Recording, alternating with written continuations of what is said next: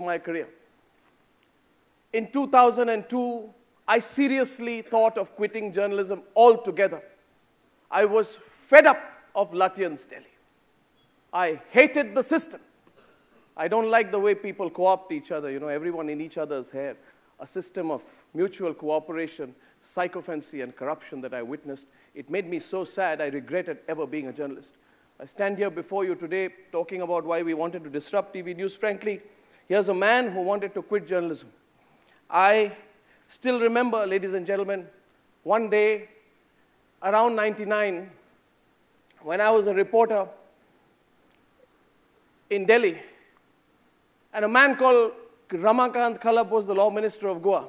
So I'm telling you this story so you understand how much things change.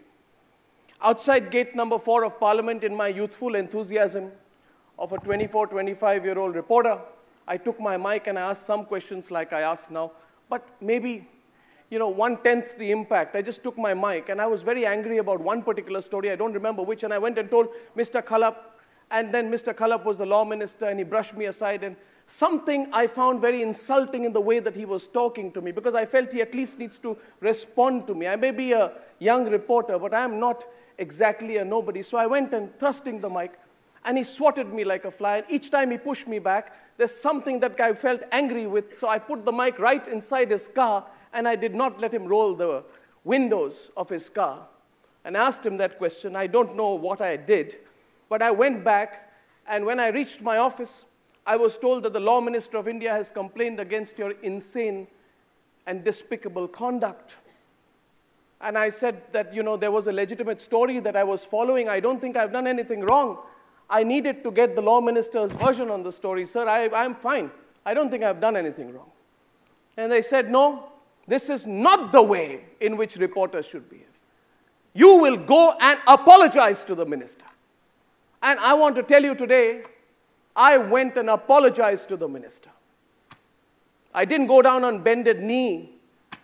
But in those days, when there was no independence in this profession, when you're a young man, you have a rent to pay, you went, and I felt so frustrated that day.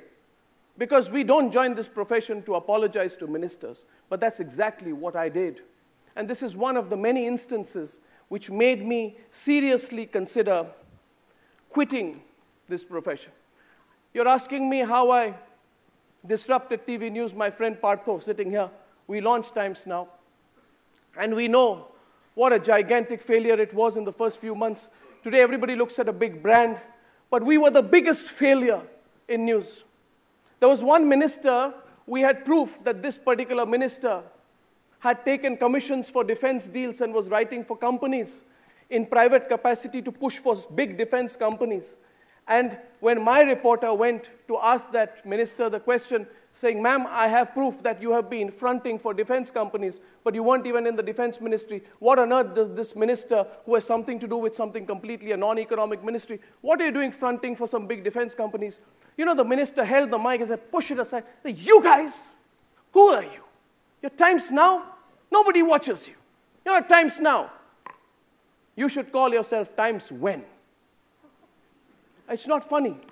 When you sit there, right, and you are an editor trying to launch a new kind of journalism, and you are not resented, you are not mocked, you are seriously hated. You're seriously hated. That this whole system hates you. And when you start like that, they want to crush you like a fly before you can take wings. So please understand, this disruption that we speak about today is born out of the human necessity to change things. And I'm telling you, I will change things. And I have seen enough. I have seen enough hypocrites, enough corrupt people, enough sycophants, enough middlemen in my own profession. I have seen enough to believe that the kind of media that you were given, and I know there are students in this audience, aren't there? Are you there? The students are. I'm telling you today, the media that you were given before this form of journalism came up was the wrong media. That media was a lie. That media does not deserve to exist. If anything deserves to be crushed in our country, it is that co-opted media, not the media that we do today. This is the media for the new India. This is the media to disrupt. This media is not meant to disrupt only media. This media is meant to disrupt our society. This media is meant to disrupt our country. This media is meant to disrupt the way that the younger generation will lead their lives 20 years from now. And I want to tell you what I've done to disrupt the media. And by the way, Swami, tell me when to stop. You see, I have a battery charger with me because when I speak on the phone, I run out of battery often. You see, I want to give you 5 points on why disruption was needed. Journalism was not confrontational. Point number 1. It was submissive journalism. It was content with the status quo. Secondly, journalism was content with this whole idea of being neutral. This neutrality is a sham. Thirdly, journalism was only meant to be like the gazetteer of India, meant to give you information, not to create impact. Fourthly, journalism was significantly detached from people's issues. The day-to-day challenges that people face, the kind of stories we do when we talk about VVIP racism. Journalism missed the strong element of idealistic activism and dissent that today drives the profession with what we do. I disrupted the media in 7 ways. The first way is very simple, actually. Ask the toughest question to the most important person. That's it. When you are face-to-face with the most important person, ask yourself, which is that one question, if I ask this guy, that he may possibly never give me an interview again? But it's a pretty simple thing, actually. You know, when we go, I asked Rahul Gandhi also, by the way. I remember when I met Rahul Gandhi before the interview, we sat in a room. All these recording devices around me are making me nervous. But we sat in a room, I said, Rahul, there must be no red lines.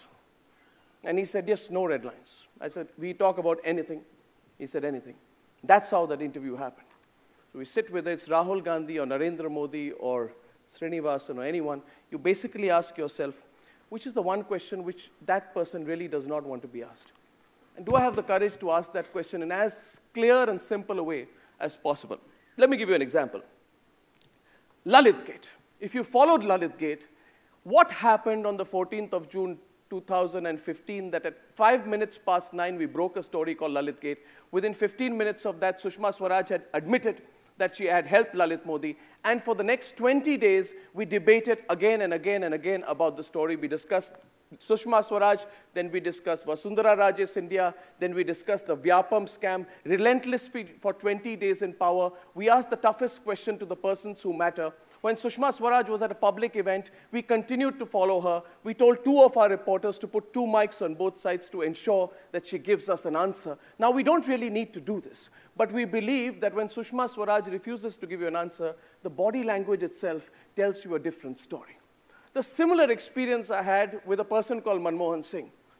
In 2011, Manmohan Singh did something he never does. He called for a press conference. Now, that's a headline in itself. No, because, no, seriously, I had never heard him speak.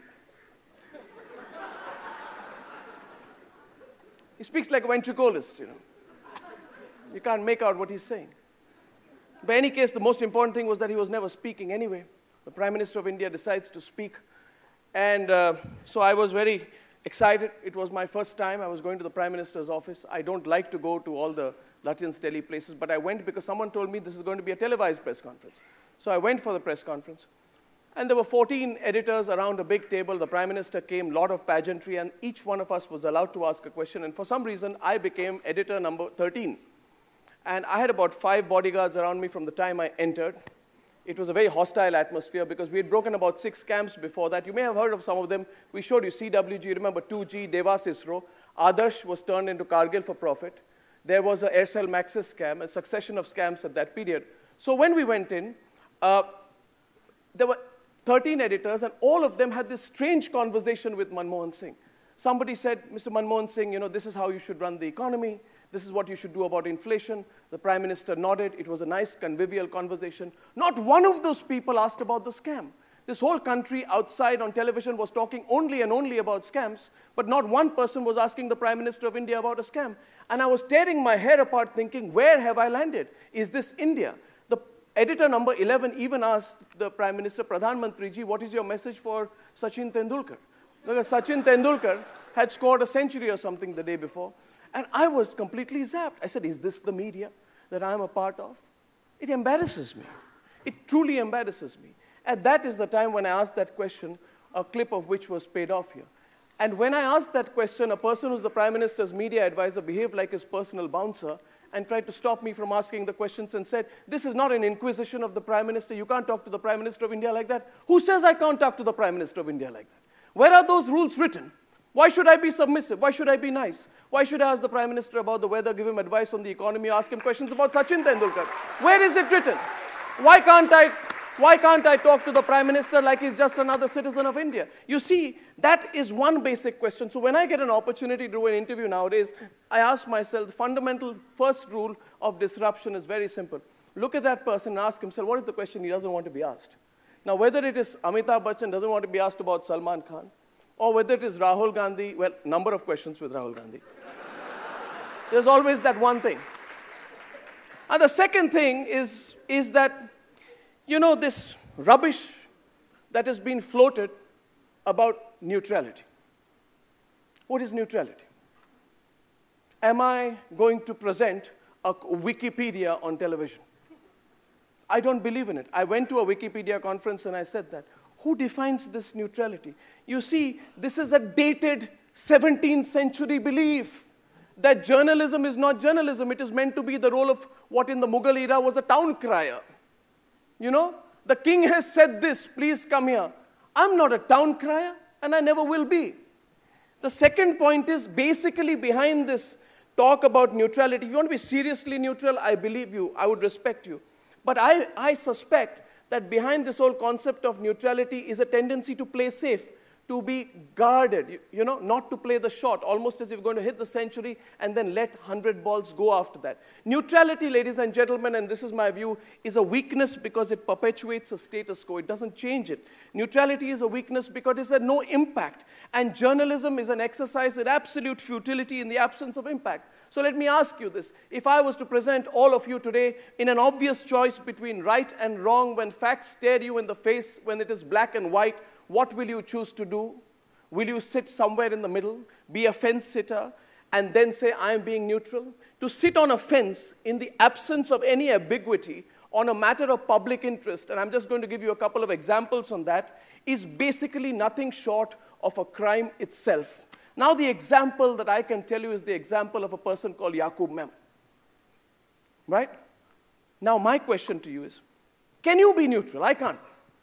I can't be neutral about Yaqub Memon. Don't tell me to present both sides of the story with equal conviction. Because frankly, I'm an Indian, and I won't present both sides of the story with equal conviction. I will tell you which side of the conviction I believe in. I'll get people who have the contrary conviction, but I will not pretend not to have strong views on Yaqub Memon. Now, can you be neutral when a convicted terrorist is labeled innocent and the person who has taken the lives of 257 people in the 1993 attacks in Mumbai, that takes a backseat to the argument over the human rights of Yaqub Memon? Am I supposed to be neutral about that?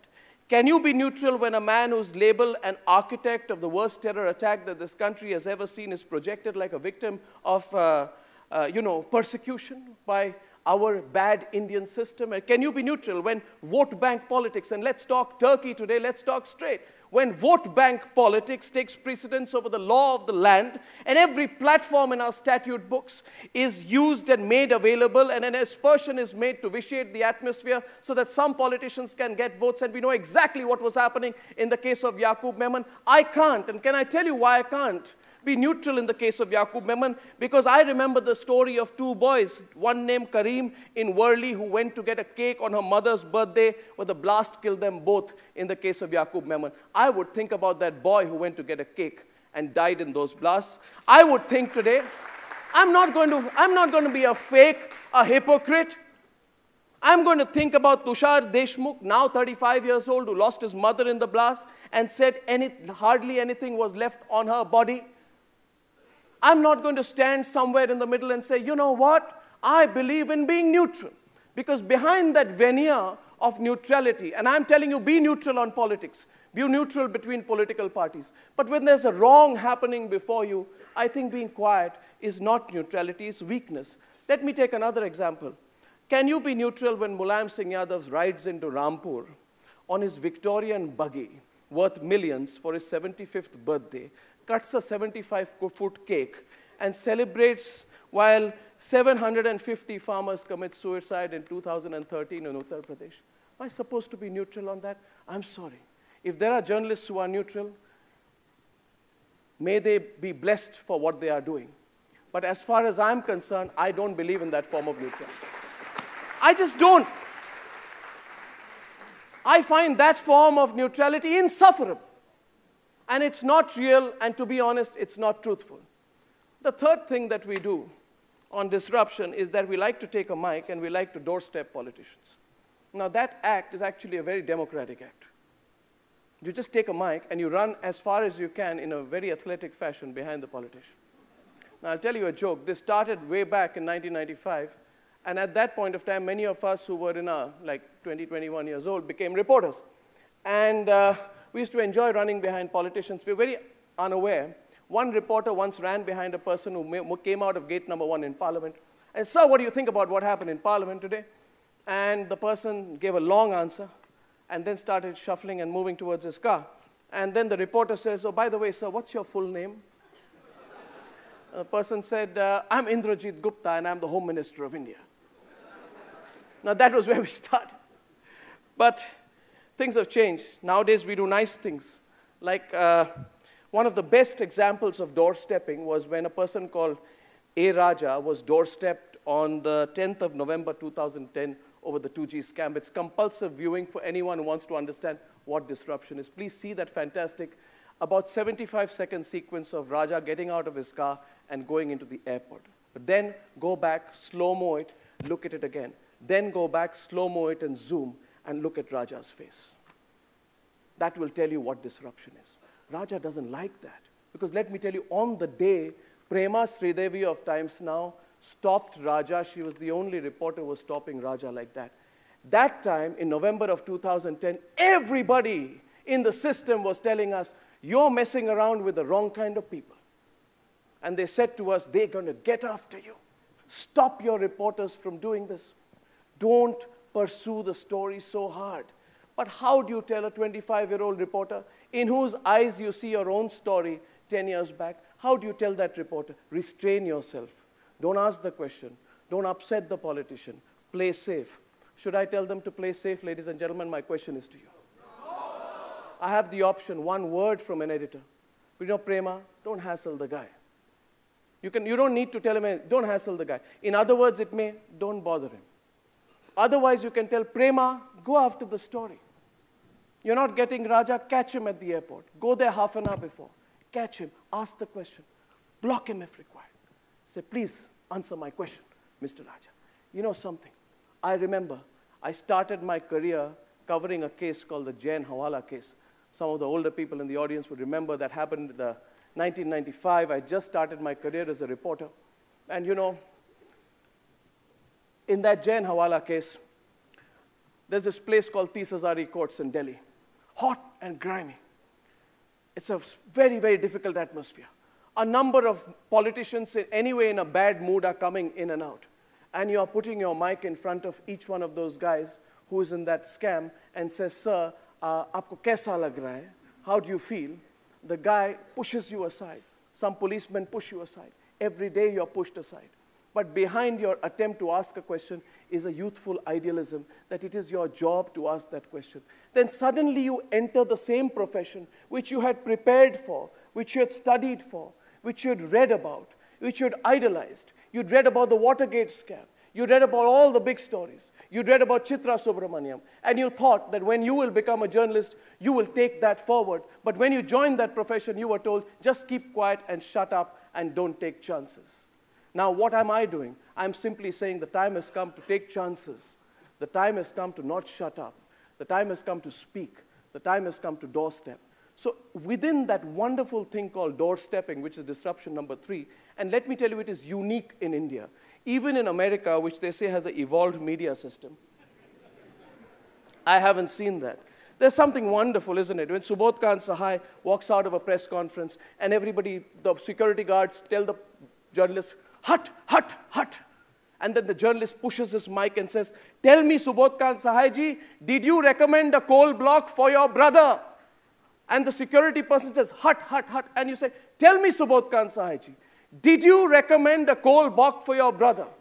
Let me tell you, slow-mo that shot, all you need to look at Subodh Kant Sahai's face. And the honesty of the reporter asking that question. You don't need mediums to disrupt, ladies and gentlemen. I come from a worldview where we spend too much time in the media asking ourselves, will print be disrupted by TV? Or will TV be disrupted by digital? Or will digital tomorrow, 20 years from now, be disrupted by anything else? So why we waste our time talking about the medium? Talk about the message. What is the message that you will put? What will you put? Tomorrow, if I give you a medium so absolutely powerful that it will not enter your eyes but pierce through your heart, what is the message that you will send through that medium? That's my question. So when I push the envelope and when I say, go after the pollution, doorstep them, that's fantastic. It's liberating for me. The fourth thing is, what is news and what is not news? This in itself is a massive, experience that I have had. What is news? Who decides what is news? Conventional wisdom is politics is first page news. Ministry of External Affairs is first page news. Fiscal deficit is first page news, but many things are not first page news. My question today is that what is news? Who decides its order of priority? Who should decide that? Should we be guided by elite groups in Lutyens, Delhi to decide what is news in this country? Absolutely not. Should a small story that happens in Cochin but has massive public significance not get national importance simply because it's happening in Cochin? Absolutely not. Who decides what is news? Let me give you a couple of examples which you will understand. My first example is the story which I also spoke about when we went to Goa, which is a story called Prince. Of Prince. A 6-year-old boy falls into an open manhole. In 2006, 5 months after I launched the channel, when the ratings were low, when we were doing so badly, I got a call from a news editor who's reading out the news list to me and says, by the way, there is one story, but we are an English channel, we're not covering it. I said, which is that story? And he says, there is a 6-year-old boy who's fallen into a manhole in Kurukshetra in Punjab, 5-year-old boy in Kurukshetra in Punjab, probably dead. Don't worry, boss, it's not a big story. And I remember that in 1996, when I was a reporter, there was a fantastic person, someone in the car today, Sunil, asked me, who's your idol? I said, I don't know idols, but there's one person I really loved and admired, and that person's name is Appan Menon. Do you know Appan Menon? From this wonderful state, a beautiful mind. Appan gave me the job as a reporter. And I remember one day in the news desk of NDTV, Appan said, Arnab, there's a story outside Tagore International School or some school in Delhi, in South Delhi, a child has fallen into a manhole. Will you go and cover the story? And I fought with Appan, and I said, no, Appan, I will not follow the story because I think it's a metro story, it's a local story, and I have an Oxford degree, and I should do better stories. I should cover politics and Ministry of External Affairs and all kinds of things. And 10 years later, I didn't cover the story. I don't even know whether the child survived, frankly. That guilt overhang remained with me, and 10 years later, when I heard the story of that boy who died, I didn't know his name. I was trying to come on terms with my own guilt, and I sent reporters to cover the story. Not only did I cover the story, I covered it like a madman. I split the screen. I put 2 OB vans, 5 reporters, whatever the limited resources Times Now had at that time. I marshaled all my strength, and I said, if we don't care what happens, let us just go after that story. And slowly, like a trickle, the entire national media walked into Kurukshetra. The member of parliament came in. The army engineer-in-chief came in. The member of parliament, Naveen Jindal, came in. The chief minister sent his man. The district magistrate sent this man. And let me tell you, nobody would have given a damn at all if the child of a landless laborer earning 3,000 rupees a month would have died or survived by falling into a ditch. But the most magical moment in my entire journalistic career is when, after 3 days of national discussion, the whole country coming in with suggestions on how to save Prince, and when the child, through some pictures we were getting, would move a hand, and the whole country would say, oh, Prince is alive.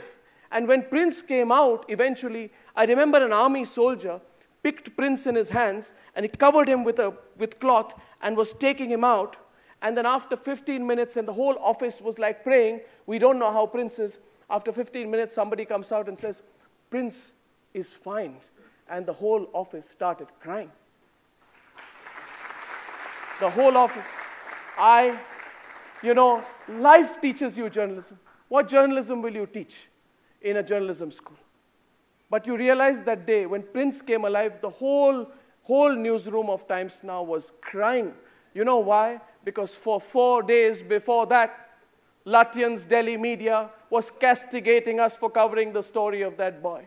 And Lutyens' Delhi media till today, when they say what is bad journalism, say what is sensationalism, they say the story of Prince. Remember, Prince is sensationalism. I'm asking you today, a 6-year-old boy on his birthday comes out alive after a heroic struggle because the media catapulted his case to the national limelight. Is that sensationalism? Is that bad journalism? Tell me, gentlemen. Tell me, is it bad? If it is bad, I already pleaded in Goa that I am guilty of the worst form of journalism. I think it is the most impactful journalism. It teaches you that journalism has no established order. There is no established story. There is nothing which is right and wrong. Whatever impacts, whatever touches my heart, whatever makes a difference to the maximum number of people, that is journalism. That is the beauty of journalism. Disrupting journalism only means open up. Open up your minds to what can be news, and open up your minds to whatever can be important or not important. That's point number 4. Point number 5 is the ability to be a pinprick in society for a sustained period of time. Now, some of you are laughing at that. I don't only mean politicians who come on my show, but pinprick in society for a sustained period of time simply means that you've got to pick up a story and run after it again and again and again. For example, the case of VVIP racism. The case of VVIP racism can be established with one simple example. Since February this year till now, we've run a huge campaign called a campaign against VVIP racism. What is this campaign? The center point of the campaign is that there are very self-important people in India who consider themselves VVIPs, who want special privileges, want to walk out of line, behave in a different way, etc., etc. I once traveled recently when we were in the middle of this campaign from Goa on an international flight, and there was a politician from Maharashtra, very important, who was flying with me. And when you get off at the international airport in Bombay, you have to get into a line, even if you are flying domestic to immigration. This person was standing right in front of me on the line. It was quite a miracle that he was standing in the line. But what was beautiful was that the other side of the line at the counter, there were 6 or 7 of his chamchas saying, "Sir, please come. Why are you standing in the line?" And that person, shh. And I wanted to do this. Fantastic. I said, wow. I wanted to exult. And I laughed my way off on the way back. I felt so. Would you feel happy?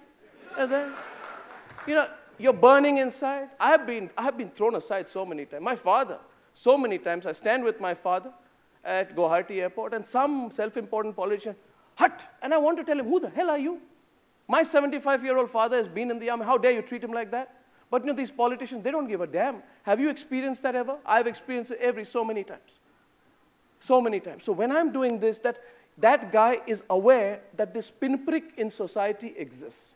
Now, this pinprick in society is very important because things are not laughing matter. Let me tell you one story which moved me a lot. You all know there are potholes on roads.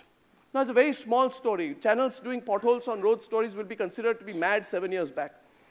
But in August, there was this pothole. There is a child called Likith Gowda and his mother called Sunita. It's a Sunday morning, and Likith Gowda and his mother Sunita are going for lunch to a relative's place. Okay? She's driving a scooter. There is a pothole on the road, so big that she loses control over her scooter. The child is sitting behind her. Likith is thrown off into the road. A bus comes fast from behind, fails to apply brakes, crushes the boy on the spot. Not the first, the third incident at that same spot. Now, my point is, the story of Likith Gowda cannot be put somewhere as the 6th story, which is carried for 30 seconds for denominational symbolic value. You see, You got to take that story down to the chief minister, who said in that video, did you see? People have to bear it, he said. Did you see his words in the video? So why do you stop ambulances, sir? Why did one policeman who actually took those barricades and moved them aside because the ambulance was passing, why was he beaten up by another policeman? Oh, people have to bear it. Did Likith Gowda have to bear it to a point where he was crushed under a bus? And so the problem is that if I do the story one day, and I don't do the story another day, and I don't build a bigger theme of it, trust me, our society is completely status quoist. It will live with that, and it will move with that. Uma Bharti's scene you saw there, she actually walked away scot-free. She was not getting on a train. She told somebody, "Zara chain khicho." So they pulled the chain. The whole train stopped. This happened on the Gondwana Express, Jabalpur to New Delhi. In any other country do you hear that because a minister was reaching late, somebody pulled a chain and the whole, at the station in the middle of the night, the train was kept waiting so that Uma Bharti arrives on time. You saw the story of Kiran Rijiju recently and the story of Devendra Fadnavis who threw people out of aircrafts. Now, these are fundamental stories. My view is you've got to be like a pinprick in society constantly, and you've got to believe that overall you're making a bigger change. I believe of all the stories, bigger than Lalit Gate, bigger than CWG scam, is the campaign against VVIP racism. Disruption number 6 is simply the case of persistence and tenacity. The ability to stay there again and again and again and not lose faith in yourself. 2010 was a very, very difficult year for me because we broke a story called the Commonwealth Games scam. In some places before I have shared the story of how the CWG scam was exposed because we got a piece of paper which had a 200,000 pound scam called the Commonwealth Games scam. It was a small auditing error when Suresh Kalmadi and company went to organize the opening ceremony of the Commonwealth Games in London. We put out that story and we called it the CWG scam, but it was actually a few lakhs. But we hyped the name of the story and we called it CWG scam.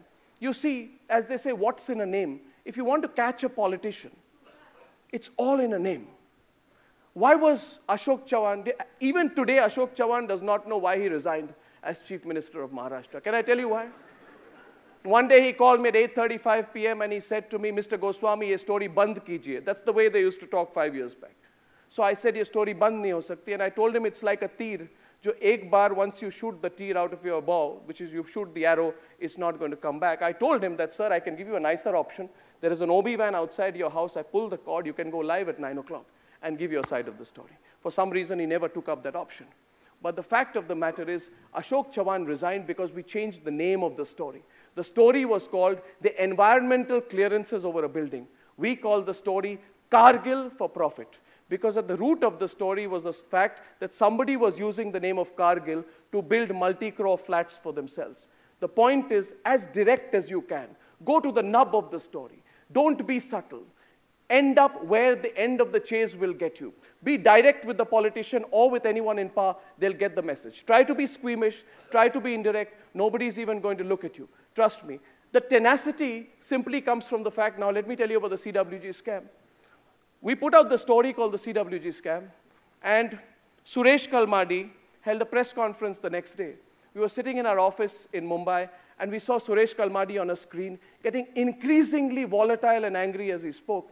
And then he said, "We are going to sue Times Now for defamation. We're going to take them to court, etc." Each time any of my reporters tried to say something, he said, "Please keep quiet. This is not Times Now. This is my press conference." And I was really zapped because I asked myself, why is Suresh Kalmadi reacting like this? Why is he getting so violent about it? What have we done? It's a small story. And someone told us, look at this guy's body language. He seems to be nervous about hiding something. We asked ourselves then, if he's taken a 50% profit margin or a cut in a 200,000 pound expense, that means if the man has 70,000 crores to spend, he's approximately taking a 35,000 cut. So we said, do we approximate the story? What is he nervous about? Then someone told us, what he's nervous about is the fact that you've called it the CWG scam. Because the man is about to organize the Commonwealth Games next year, and he's sitting on a budget of 150,000 crores, which means he feels that his lie has been caught. He believes that this is the first of many stories that we are going to do. But I told my colleague, but we have no more stories to do. We have no scam. He says, yes, but Suresh Kalmadi doesn't know that. I said, now what on earth are we going to do? He expects us to expose him. It's a strange situation. I have never had a situation where a politician is expecting us to expose him. You see, Sushma's was different. We exposed her. But Kalmadi was expecting us to expose him tomorrow and day after. And we're sitting in Mumbai saying the weight of expectations is so much, but we have nothing to expose against this guy. Now, what are we going to do? They said, well, let's try and expose him. That is when we started uncovering this story. Poor Mr. Kalmadi. So, that was 30th of July 2010. When we exposed the story, everyone told us that he's going to get you. You're not going to be able to do this job. These guys are bad guys. And every day, and the next day, somebody else went to Suresh Kalmadi and said, these people are very bad people. You give us an exclusive interview. So the next day, we had on another rival channel a strip which say, Suresh Kalmadi exposes all. Coming up at 8 p.m. on another channel. I was extremely nervous because I thought he's now caught the fact that we don't have anything against him. So another anchor, I won't take his name, says, Mr. Kalmadi, all these allegations that are there against you, is there any truth in any of them? And he says, absolutely not. And the breaking news goes, Kalmadi says all lies. And that went on for 8 months. I sometimes don't know what to think of my own profession. I want to hide my face somewhere and say, what are you doing in this profession called journalism? You know, 25th of April 2011, I was in the gym when someone called me and said, Suresh Kalmadi is arrested. And I really wanted to give it back that day. Because I know that from 30th July 2010 to April 25th, 2011, how difficult and lonely the journey was. That's why I told Arvind Kejriwal. One day, suddenly Kejriwal told me, you don't cover me anymore, you don't do this, you don't do that. And I said, but you're a politician now, anyway, you crib too much. But trust me, Kalmadi was raided on December 24th, 2010. The dates leap out of my mind. And I remember December 24th, 2010, people said, Arnab, you're going to have 1 month more, boss.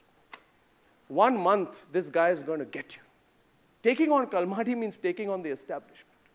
On April 24, 2011, when I heard that Kalmadi had been arrested, I genuinely wanted to give it back, not just to all those naysayers, but to people in my own profession, the people who had been co-opted, the people who didn't ask questions, the people in Lutyens, Delhi, the people who belong, you know, the people who want to be part of that system. I want to tell them today, who tells you things won't change in this country? I believe things will change. And out of all this story of disruption, I can theorize to you, but comes a central point and a belief that you wake up every day believing that you can make a difference. It's not about Kalmadi. It's about changing the law that tells you that national icons should not be questioned, that politicians should not be questioned, that you should play safe, that you should leave people untouchable, that you should be not asking these tough questions, that you'll be told there are ways and things in which things have been done, and you too should do those things in the same way. I just don't believe in doing things the same way. Because if I'm meant to do the things the same way, I have no connect with my audience. I don't even connect to my youth audience and my older audience. And sometimes people call me nowadays to meet them in hospital. I have met people in hospital who are terminally ill and they hold my hand, the 90-year-old, and they say, we love what you're doing because we think things can change. I've met 8-year-old boys and girls in airports who come to me with their mothers and say, Uncle, you asked this question yesterday, we really liked it. Because beyond all of this, see, TV is a transparent medium, ladies and gentlemen. It's just, if you lie, you'll be seen. If you speak the truth, you'll be heard. If you have conviction, you'll be watched. That's all that matters. The last point on disruption is very simple. You need to stop creating holy cows in our country. There are too many holy cows. You know, revered social figures. Don't touch them. Celebrities, icons, people, legends. Their star power is too intimidating to ask tough questions. Cricketers who have 1% attendance in parliament, you should not ask them questions. Who says you shouldn't ask them questions? Who says that? Which law says they shouldn't be asked questions? Salman Khan, don't ask him questions. The film fraternity in India will operate like a clique at a time when sympathy should have gone to the victims of Salman Khan, to Nurullah Mehboob Sharif, who died, Kaleem Mohammad Pathan, Munna Malai Khan, Abdullah Rauf Sheikh, and Muslim Sheikh. It seemed like our great Bollywood film industry was totally united in support for Salman Khan. We saw the film fraternity come together again and again to defend Sanjay Dutt after he was caught in possession of an illegal arms case in the 1993 blast. We've turned this whole game into a big, gigantic circus where the celebrities get away with whatever they want. Now, my question is, why should they get away with whatever they want? Is there anything wrong with that? I hear a silence in the audience. You believe they should get away with what they want? No. Then say so, ladies and gentlemen. Say so, because we've been too silent for too long. The logic is very simple. Irreverence has to become a basic and sole rule that the profession of journalism adheres to. You become a journalist because you are meant to be irreverent, not meant to be obsequious. You need to be irreverent. A lack of respect for people or things that are generally taken seriously. That is the definition of irreverence. In our country, the sole law and the seventh law of journalism is very simple. That law comes from my heart, and I share it with you today. Is simply the law of irreverence. Be as irreverent as possible, because you will never realize what is right and what is wrong without it. As Martin Luther King had said, and I am a great believer in that great man, change does not roll in on the wheels of inevitability. Change comes through continuous struggle. So we must straighten our backs and work for our freedom. A man cannot ride you unless your back is bent. Politicians, people in power, the status quo has ridden us, ladies and gentlemen. And it has ridden the media because the back of the media has been bent. It is rightly said that we told you to bend, you chose to crawl. What we are simply saying is we are gaining our supine strength once again. And I seek your support in my attempts to do that. You can hate me, you can criticize me, you can throw stones at the television. Actually, stones aren't a good idea, something else. But please watch and believe what we do, because I have some questions for you today. But before I ask those questions, I want to share a small story that made a great impact in my life. You see, I made so many mistakes, and I was desperate for ratings when this whole business started. Especially when I was losing, I genuinely felt I need to do something drastic to get attention. At that time, this same person called Sanjay Dutt, and his story links up to my own experience once. Sanjay Dutt was going once again from Arthur Road jail to some other jail in Pune and back. I mean, he likes going between these places very often. When he's not on parole, that is. 75% of the time, the man is on parole. It's amazing. So Sanjay Dutt was going there, and we had put all our cameras behind Sanjay Dutt, and we were covering him. Short of drones, we did everything. We got some cameras on bikes and cameras on cars, and the camera person called a shot. Boss, what a shot I've got. I've got a side profile of Sanjay Dutt. Somebody says, I've got a shot, exclusive shot of him waving. I've got a shot of him behind the car. And somebody said, I've got an exclusive soundbite of Sanjay Dutt. What did Sanjay Dutt tell you? He said, Sanjay Dutt told us that I have full faith in the law. I said, wonderful, wonderful. We needed Sanjay Dutt to tell us that. So this whole story is going on, and Sanjay Dutt is driving the country wild, and us wild as well. I get a phone call in my room, and this phone call comes from a man who says, that Arnab? I said, yes. I'm calling from Bangalore. I followed your career. I have watched you, but I wanted to tell you from today, I will never watch you again, and I will make sure that anyone I know will not watch you again. And I was very zapped. And I said, sir, but who are you? This person says to me that my name is so-and-so, and the reason I'm never going to watch you again is because a friend of mine died, and my friend's name was Colonel Vasant Venugopal. He was 42 years old. He was from the Maratha Light Infantry, and he died. He died fighting terrorists in Kupwara in hand-to-hand combat. He was going to take premature retirement 2 weeks from then. And he died, and he said, you know, you guys are all covering Sanjay Dutt, but you haven't spent 1 second even mentioning Colonel Vasant Venugopal, who's the senior-most veteran colonel officer leading from the front. His cremation has taken place in Bangalore. You didn't even send a camera. Probably you don't even know. So I said that, sir, I'm very, very shocked at what you've told me. I'm sorry. And I went back and I said, I'll cover. I got the pictures from Doordarshan. We carried the story on our channel. And that night, I had decided to call this person on my program because I also wanted to get rid of my own guilty conscience. The person came. The show was beginning. At 9:02, I asked my producer, do we have our first guest ready? Because we decided not to lead with Sanjay Dutt that day, but the story of Colonel Vasant Venugopal. And my producer says that she's ready. I said, how is she? Because his friend called me, and it was a gentleman. He said, no, his wife has decided to come on the program. And his wife came. Her name is Subhashini Vasant, amazing lady. And I didn't know what to ask her. What do you ask someone who's cremated her husband 5 years back? What do you ask them? You ask yourself why she came. You ask yourself what she's got to say. You ask yourself how stupid you are. You ask yourself that sitting in your studio in Lower Parel in Mumbai, which galaxy or Milky Way do you belong to that you don't know what's happening in your own country? And more than that, you ask yourself, how am I going to make amends for the rest of my career? And you ask yourself how selfish you have become. And I had become incredibly selfish, like many other television professionals. She spoke for 7 minutes or 10 minutes. Next day, the army chief called me and said, can I get her number? She created waves that day.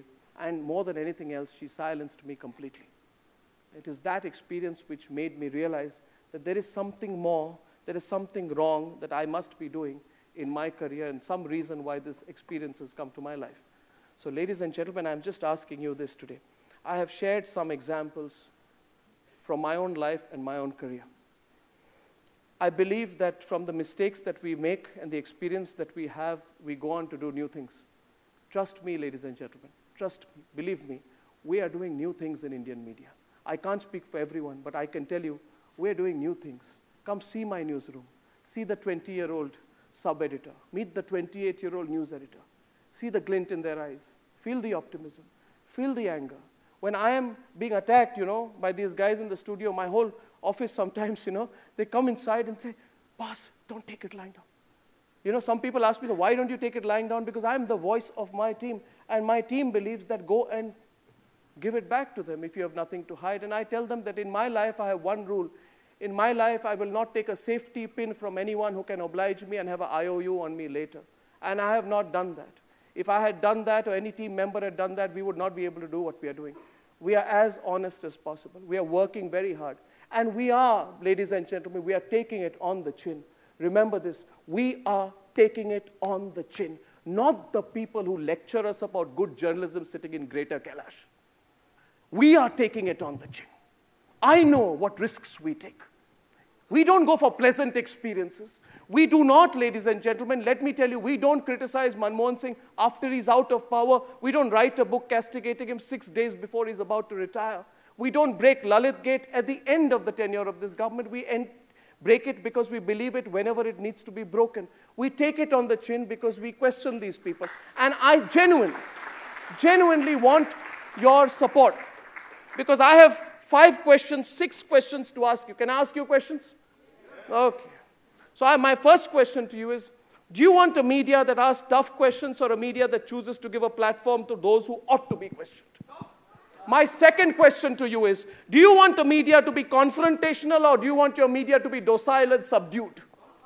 Do you want your media to take a stand on the right side of the truth or be so-called neutral and perpetuate the status quo?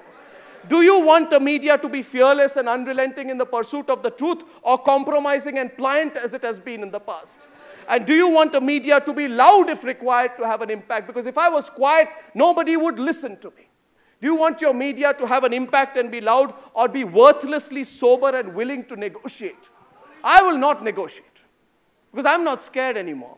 And do you want the media to put people first or be laid back and simply say, I'm doing good journalism?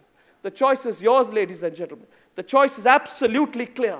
The choice is between wanting change or preferring stagnation. It is a choice between seeking an impact, ladies and gentlemen, or preferring that choice to go. That choice is yours to make. The media you get is the media you want. Thank you very much.